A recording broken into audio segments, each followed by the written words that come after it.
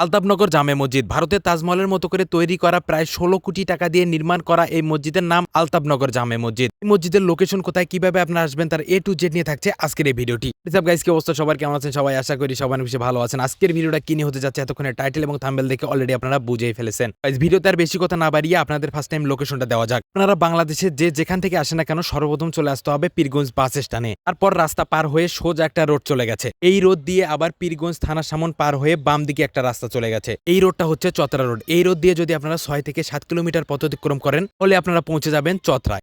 দেখতে দেখতে আমরা কিন্তু এখন চলে আসছি চতরায়। তো আমরা বর্তমানে এখন আছি চতরা মেইন মোড়ে। চতরার মেইন মোড় থেকে আবার ডান দিকে একটা রোড চলে গেছে। এই রোড দিয়ে কিছুটা সামনে গিয়ে আবার ডান দিকে একটা রোড চলে গেছে। এই রোড দিয়ে আবার কিছুটা সামনে গেলেই আপনারা দেখতে পারবেন সেই আলতাফনগর জামে মসজিদ। তারপর আমরা গেট দিয়ে সোজা ভেতরে প্রবেশ করলাম। আলতাফনগর জামে মসজিদ পীরগঞ্জের চতরা ইউনিয়নে অবস্থিত। আর উদ্বোধন করা হয় 23শে ডিসেম্বর 2022 সালের শুক্রবারে। চতরা ইউনিয়নের বাসিন্দা মোহাম্মদ আলতাফ হোসেন দুবাই প্রবাসী এবং বিশিষ্ট শিল্পপতি। 5 একর জমির উপরে প্রায় 16 কোটি টাকা ব্যয় করে মসজিদ, মাদ্রাসা এবং কবরস্থান নির্মাণ করেন। আসলে এখনকার যুগও ভালো মানুষ আছে যে গ্রামবাসীর জন্য এরকম একটা সুন্দর মসজিদ উপহার দিয়েছেন। এই মসজিদের পাশেই আবার রয়েছে প্রতিষ্ঠাতার পারিবারিক কবরস্থান। এক পাশে যদি আমরা তাকাই তাহলে দেখতে পাচ্ছি আলতাফনগর গণকবরস্থান। এই কবরস্থানের ভেতরেই আবার আলতাফনগর ইসলামিক ইনস্টিটিউটের বাচ্চাদের জন্য খেলার জিনিসপত্র তৈরি করে দেওয়া হয়েছে। এখানে বাচ্চাদের সাথে আমরাও কিছুক্ষণ খেলাধুলা এবং ভালো একটা সময় পার করলাম। এর পাশেই আবার রয়েছে আলতাফনগর পারিবারিক কবরস্থান। হচ্ছে আরেকটা কথা, এই মসজিদে কিন্তু মহিলারাও নামাজ পড়ে। তাদের জন্য আলাদা জায়গা এবং অজুখানার ব্যবস্থা করা আছে। মানে যারা নামাজ পড়তে বাইক নিয়ে আসবেন তাদের জন্য হিউজ পরিমাণ জায়গা থাকছে বাইক রাখার জন্য।